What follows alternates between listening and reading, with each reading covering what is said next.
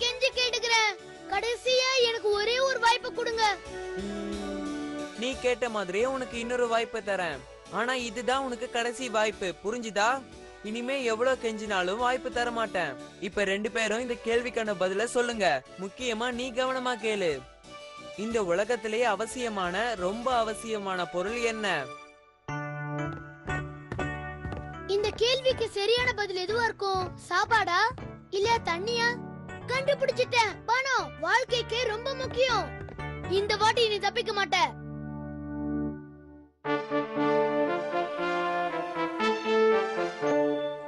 சீக்கிரம் பதில சொல்லுங்க, என்னால நேரத்தை வீணடிக்க முடியாது. கவலைப்படாதீங்க அரசே, நீங்க கேட்ட கேள்வியிலே இதுதான் சுலபமானது. இதுக்கு பதில் பணம் தான், சரியா? இல்ல.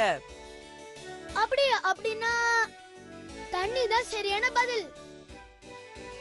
ரொம்ப தீவிரமா யோசிச்சதுக்கு அப்புறம் நான் இந்த கேள்விக்கு ஒரு நல்ல பதில கண்டுபிடிச்சிருக்கேன். அதுக்கான பதில் நிலம்தான். ஏன்னா நிலம் இல்லனா நம்மளால நிக்க கூட முடியாது. நான் சொல்றது சரியா அரசே? சரியான பதில். என் கேள்விக்கான பதில் இதுதான். இந்த நிலம் மொத்தம் உனக்கு தான் சொந்தம். நீ தான் சொந்தக்காரன்.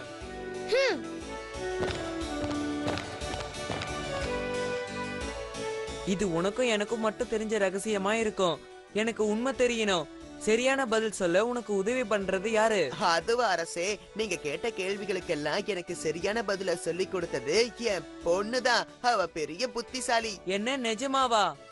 நான் அப்படிப்பட்ட பொண்ணை தான் தேடிக்கிட்டு இருந்தேன். அவளை நான் சந்திச்சே ஆகணும். நாளைக்கு அவளை அரண்மனைக்கு கூட்டிட்டு வா.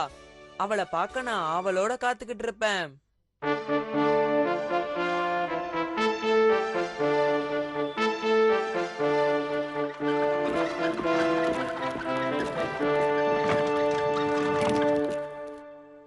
நான் உன்ன மாதிரி ஒரு புத்திசாலியான அழகான பொண்ணை தான் கல்யாணம் பண்ணிக்கணும்னு ஆசைப்பட்டேன். நீ என்ன கல்யாணம் பண்ணிக்கிறியா? அப்படி பண்ணிக்கிட்டா இந்த நாட்டோட அரசி ஆயிடுவ. நீங்க சொல்றத கேட்கும்போது ரொம்ப சந்தோஷமா இருக்கு. ஆனா அது எப்படி சாத்தியமாகும்? நீங்க இவ்ளோ பெரிய நாட்டை ஆள்ற அரசர். ஆனா நான் சாதாரண விவசாய குடும்பத்துல பிறந்த ஏழை பொண்ணு. தெரியும், அத பத்திலாம் எனக்கு கவலை இல்ல. எனக்கு உன்னோட புத்திசாலித்தனம் பிடிச்சிருக்கு. அதனாலதான் உன்னை கல்யாணம் பண்ணிக்கணும்னு ஆசைப்படுறேன். நீ என் பேச்சை மீறக்கூடாது. மீறினா உன்னை அரண்மனையை விட்டு அனுப்பிடுவேன். அப்படி ஏதாவது நடந்தா நான் அரண்மனையில இருந்து எதையாவது கொண்டு போக நீங்க அனுமதிப்பீங்களா? இத நான் சம்மதிக்கிறேன். ஆனா ஏதாவது ஒண்ணுதான் எடுத்துட்டு போகணும். சரி, நான் இதுக்கு ஒத்துக்கிறேன். ஹே,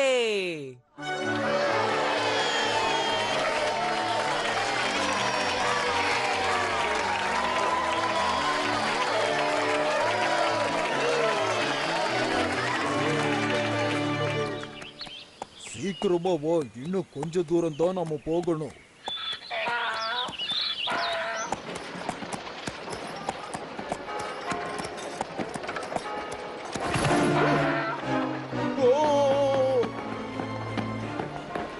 என்ன இது?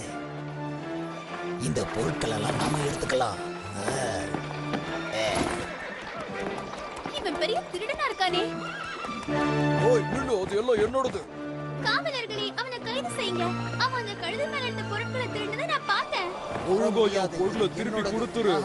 அவனை கைது செஞ்சு சிறையில் அடைங்க. ToonWorldTamil.blogspot.com.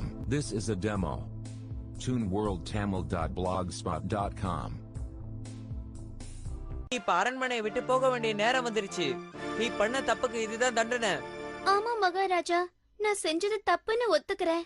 நீங்க சொல்ற மாதிரி அரண்மனையை விட்டு போறேன். ஆனா அதுக்கு முன்னாடி உங்க கூட விருந்து சாப்பிடணும்னு ஆசைப்படுறேன்.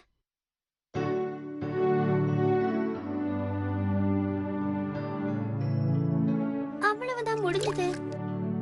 நீங்க இந்த பழரசத்தை ராஜா கிட்ட கொடுக்க முடியுமா? மகாராஜா, நீங்க இந்த பழரசத்தை குடிக்கணும்னு நான் விரும்புறேன்.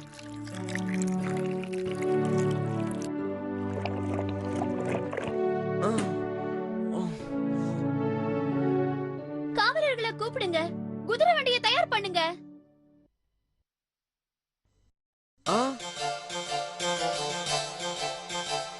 இப்ப நீங்க எங்க இருக்கீங்கன்னு தெரிஞ்சுக்க ஆசைப்படுறீங்களா? வேற எங்கேயும் இல்ல, என்னோட வீட்டுல தான் இருக்கீங்க. ஏய், என்ன தைரியம் உனக்கு? யாரு என்ன இங்க கூட்டிட்டு வரதுக்கு உனக்கு அனுமதி கொடுத்தது? ஏன் நீங்கதான்? நம்ம போட்ட ஒப்பந்தத்தை மறந்துட்டீங்களா? அரண்மனையை விட்டு வெளியேறும் போது என் கூட எனக்கு அவசியமான ஒரு பொருளை எடுத்துட்டு போகலாம்னு சொன்னீங்கல்ல. அததான் நான் செஞ்சிருக்கேன். எனக்கு அவசியப்பட்ட ஒரே பொருள் நீங்க தான். அதனாலதான் உங்களை கொண்டு வந்துட்டேன். ஏ நிஜமாவே நீ புத்திசாலிதான்.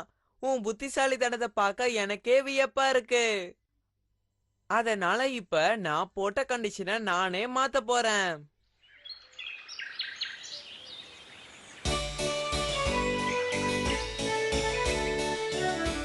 மகாஜனங்களே, இனிமே நானும் அரசி இந்த நாட்டை சேர்ந்தே ஆள போறோம். அது மட்டும் இல்ல, இனிமே எல்லா விஷயமும் அரசி சொல்படிதான் நடக்கும்.